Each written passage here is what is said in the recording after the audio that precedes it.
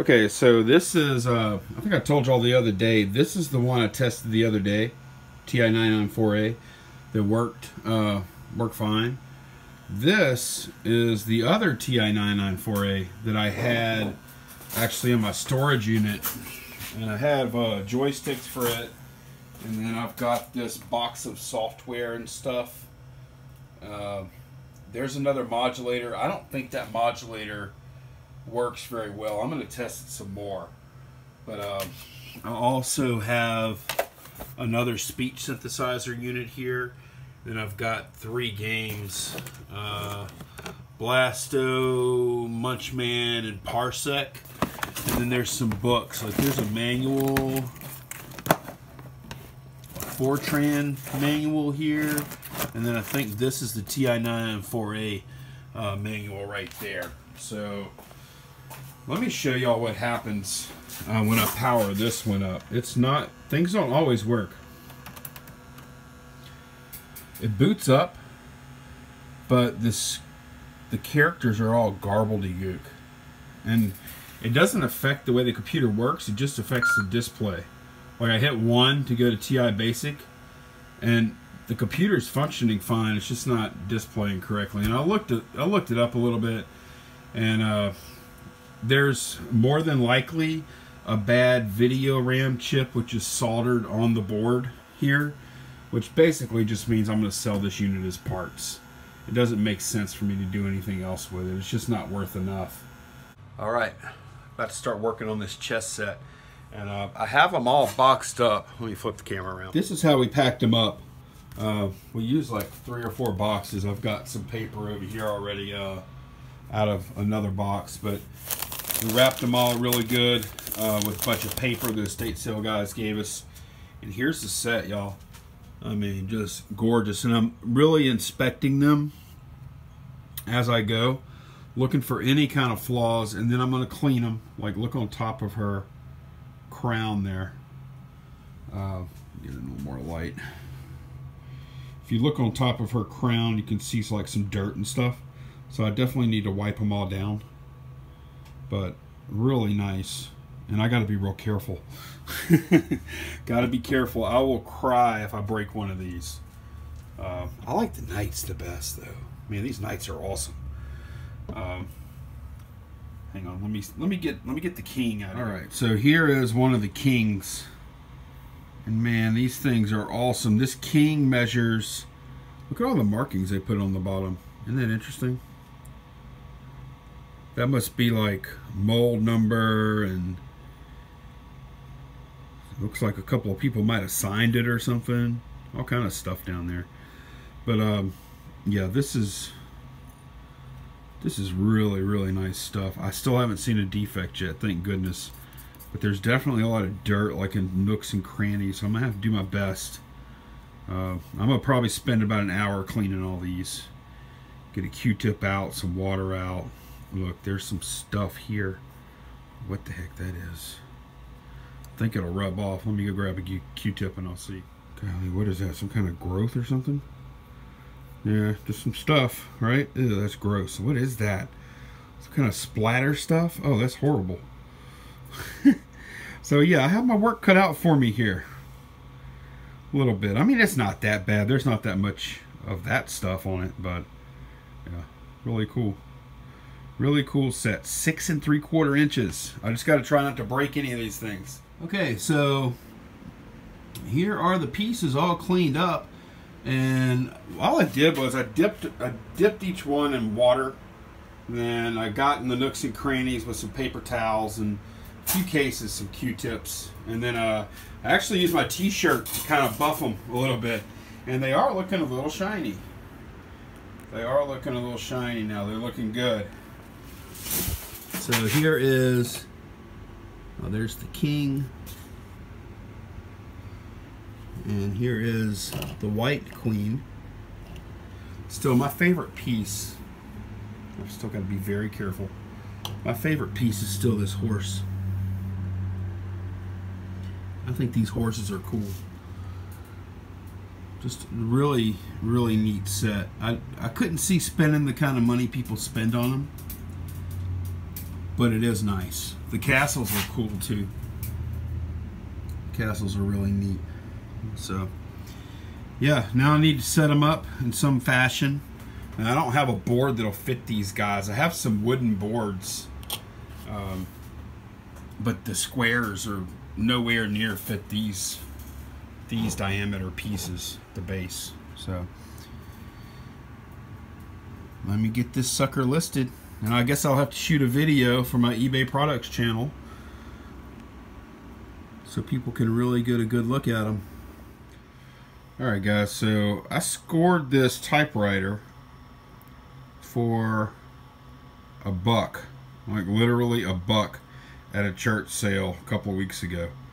And I also scored these, that's correction tape on top, and then right below that is 3 new ribbons for this typewriter, which is fortunate because if you look at that paper there, like I just typed typewriter test on the paper, and it's super light. So I'm gonna try replacing that ribbon, and hopefully that's gonna solve the problem there. This is typically pretty simple. I think I just lift it out. Yeah, alright, lift it out.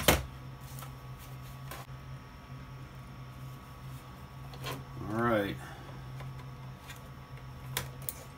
Yeah, I think that's it.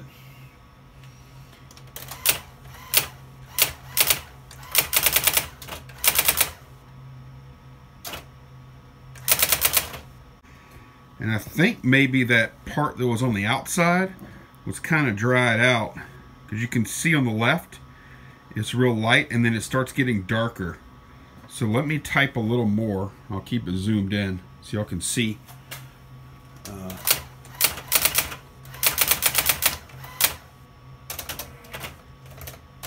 I just typed "is this dark now," and that looks, actually I typed "is the dark now."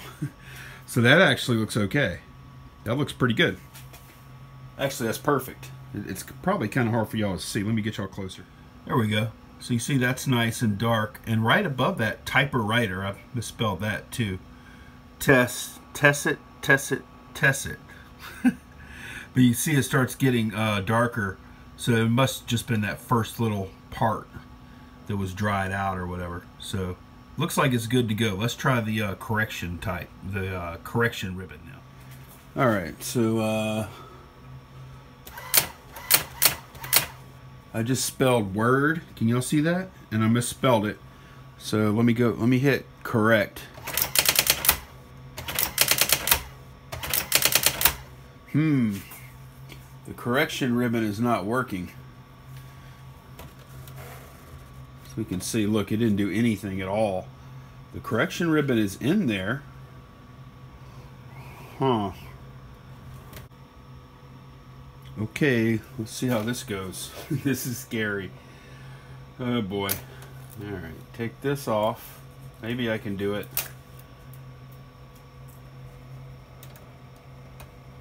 But honestly, this thing looks like it should be working. Maybe it's just dried up and old? Why wouldn't that work? Why would that not work? Alright, so I'm supposed to put this one on here first.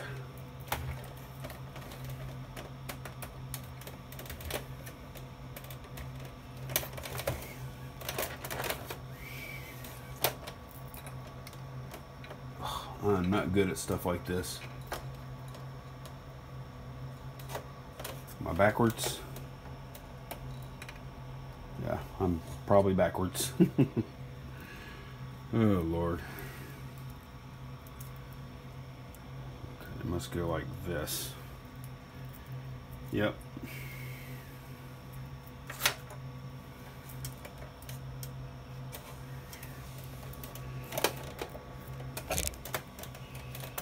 Okay, I think that's correct. And then you come through here, in front of there. Come on, baby, let's go.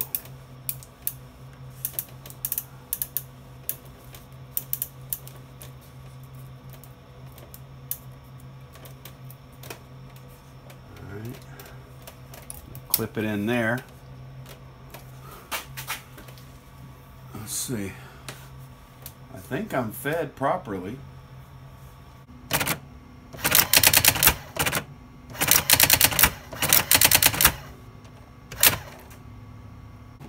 Okay. Yeah. I had the ribbon in the wrong spot, so now it gets lifted up and it falls back in front of these. I had it on the other side. This is a Brother GX6750 electronic typewriter, Correctronic, and it's got the cover right here. I just need to do a little cleanup.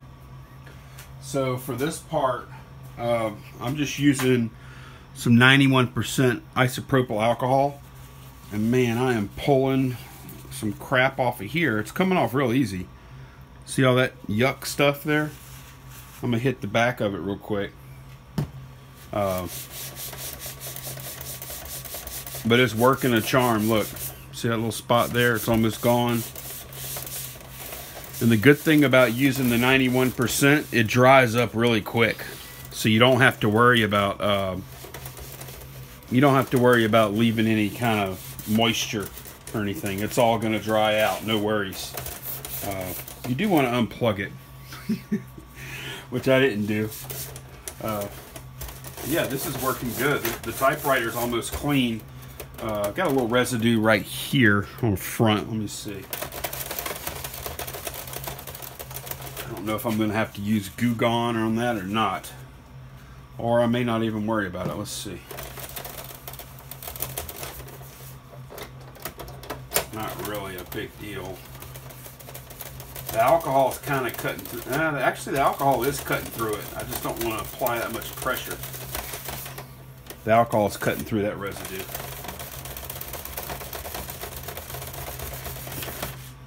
Yep, I got it. Okay. All right, good morning. This morning, I'm at storage. I had to load the van up with a bunch of stuff that I've been listing. I haven't had any coffee yet. It's like 7 something. Look, this is everything that's going in the storage today. Yeah, this is everything that's going in. You might say it's been a few days since I put anything. This thing is full of smalls. So let me get this stuff loaded. Man, look at this sky. This is horrible. Look at that. Trouble's brewing. Alright guys, so I just packed up this DVD VCR combo. It's a Sony. Not a real big deal. It's like 60 bucks plus shipping. And I do calculated shipping. And I've listened to, and I've considered, and you know, I'm going to change my mind probably eventually one day. But I listened to Pete Craigslist Hunter and Chad Goldenfinger Picker. They prefer to do flat rate shipping. Well, I do calculated shipping, and here's my reasoning. My reasoning is that this stuff, like this kind of commodity type electronics like this, pretty big market for it nationwide, right? There's a lot of buyers for this stuff everywhere. I've got Texas, I've got Florida that are very populous states close to me that are cheap to ship to, okay? So I figure that if I do flat rate shipping at $1.50 a pound, say, all right, this is 15 pounds, all right, that would be $1.50 a pound would be like $23 or so, right? Instead of the 13 something that my buyer in Texas actually paid to get this shipped to them. So if I feel like if I charge flat rate shipping on these things, that I'm actually going to be de-incentivizing neighboring states from buying from me, and I'm going to be incentivizing states that are farther away to buy from me because they're getting a better deal on the shipping. And then the states closer to me are getting a worse deal. So, I mean, this only works if there's a large demand nationwide for the item. And I know that, you know, those guys and others may be dealing with items that are, you know, more of a niche market, like real high-end stuff. There might be more of a niche market. The flat rate shipping may make more sense. But you know, my reasoning right now, and I'm just telling y'all what I'm doing right this minute. I'm not saying it's right or wrong. It's what I'm doing. I think calculated shipping's the way to go for me. And you know, I've changed my mind on stuff before, but that's what I do, and that's the reasoning. So, what do y'all do if you sell like heavy stuff like this? What do? Do you do calculated, or do you do flat? And you know, just tell me why. You know, tell me what you do and why you do it. And there's no right or wrong. I just want to hear it. Had a viewer, I think it was John James or something. I'm sorry, I can't remember your name, but a viewer did remind me that yesterday when I was talking about regional A boxes, regional A boxes have a weight limit of 15 pounds, and I think the Bs have a weight limit of 20 pounds. Now you're typically not the list of items that you're going to put in a box this size that's going to weigh more than 15 pounds. Ain't a whole lot of stuff out there that's like that, like almost nothing really. But there is a weight limit on these that y'all should be aware of, 15 pounds. So thanks for calling my attention to that. I always forget minor details like that. I guess it's not a minor detail whenever you're over 15 pounds and the post office is bitching at you, right? I guess at that point though, you just go to if it'll fit in here, it'll fit in a medium flat rate, and that goes up to 70 pounds would be the workaround there.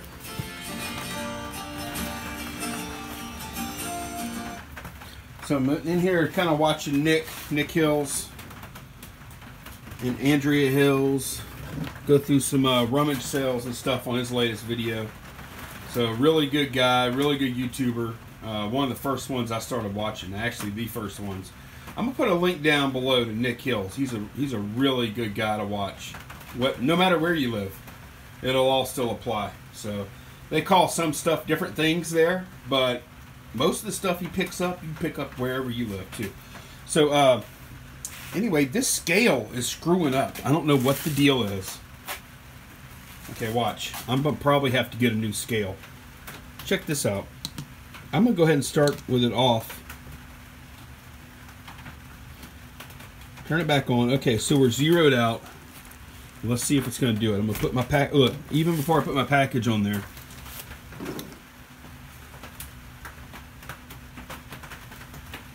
It will not stabilize for anything. Look at that. It went from 6 down to 4, 3.8. It's still moving. What is going on with this thing? And watch. It says 3.4 ounces. Take the package off. Look. Negative something? What is going on? Oh, shit. I do not need this. So, now it's back at 0.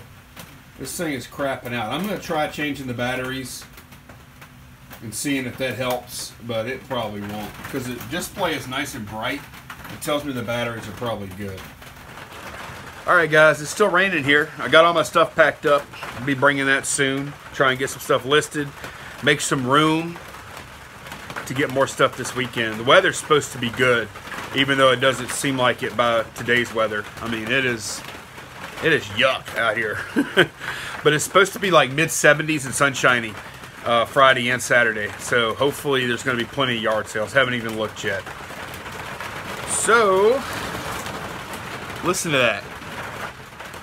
I need to get this ceiling up. I'm going to put some insulation like just in between. I'm going to actually put insulation like on top of these. And when I say insulation, I'm talking about hard foam. Not roll, but hard foam. And it's going to ride on top of the 1x4s and in between the 2x4s. So I'll still have exposed beams to do stuff like this from, right? Or stuff like this from, because that's pretty handy to be able to have all these different hanging points and stuff. So that's something I'll be doing soon. I don't know when, because we're going to be taking like a little short vacation starting this weekend, starting on Sunday. So yeah, hope y'all have a great weekend, guys. Thanks for watching, and I'll see you soon. I'll have something up tomorrow, I'm sure. Bye, guys.